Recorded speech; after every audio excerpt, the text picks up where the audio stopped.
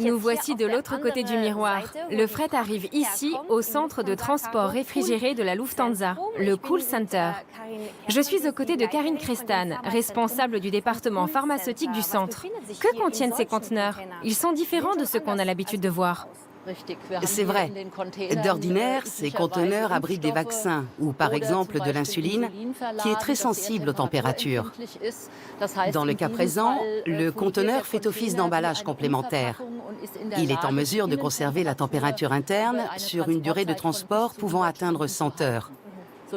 De cette façon, l'insuline ou les vaccins qui se trouvent à l'intérieur peuvent rester au soleil ou ici dans le hangar sans dépasser les 5 degrés requis. Voilà, nous sommes donc au Cool Center, sauf que le but n'est pas de nous rafraîchir, nous, mais les conteneurs. Comment la température est-elle régulée? Elle est régulée grâce à une technologie basée sur la neige carbonique. De la neige carbonique? C'est ça. Le conteneur réfrigéré est refroidi par de la neige carbonique que nous ajoutons à l'intérieur du caisson. Ensuite, pour que la température reste stable pendant 100 heures, il est chargé sur une batterie. Nous débranchons le conteneur avant l'expédition. La batterie est alors chargée à 100%. Les besoins en neige carbonique sont calculés en fonction du trajet qui sépare le conteneur de sa destination et du dédouanage, jusqu'au moment où il sera remis au client. Il est alors en mesure de tenir pendant toute la chaîne de transport grâce à la neige carbonique et à la batterie chargée.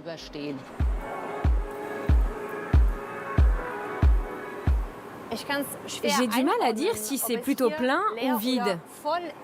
L'activité est-elle comparable à la situation antérieure à la crise sanitaire? Le niveau des stocks est à peu près normal, car nous n'avons pas encore de vaccin contre le coronavirus ou d'importants transports de médicaments anti-coronavirus. Ce sont des quantités habituelles, avec une rotation assez courte. Nous faisons donc avant tout office de centre de transit. La marchandise entre, puis elle ressort pour être chargée à bord des avions ou directement dans des camions. D'accord.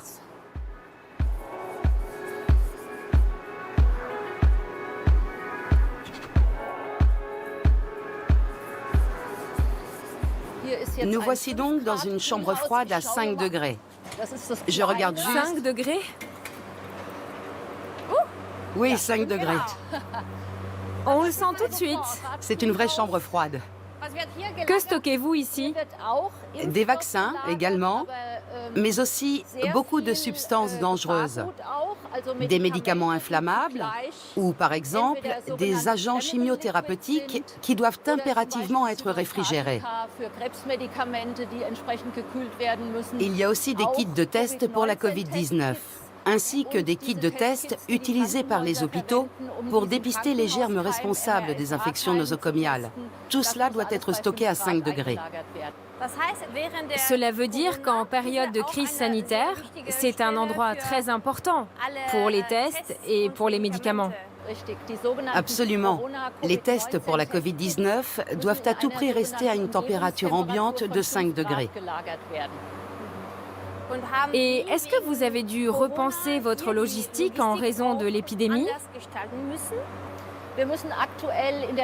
Nous n'avons pas eu besoin de modifier notre système parce que les consignes de l'OMS et de l'industrie pharmaceutique sont les mêmes pour tous les médicaments.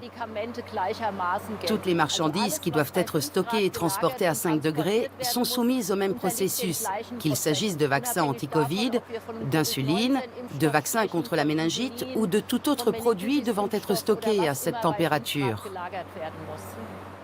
Comment le coronavirus a-t-il modifié le fret aérien? Nous avons bien entendu constaté une stagnation des exports de marchandises depuis l'Allemagne. C'est logique. En revanche, étant donné la crise mondiale à laquelle nous sommes actuellement confrontés, nous avons noté une hausse des transports pharmaceutiques.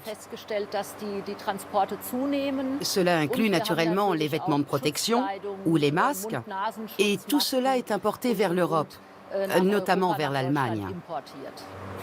Merci beaucoup et surtout bon courage.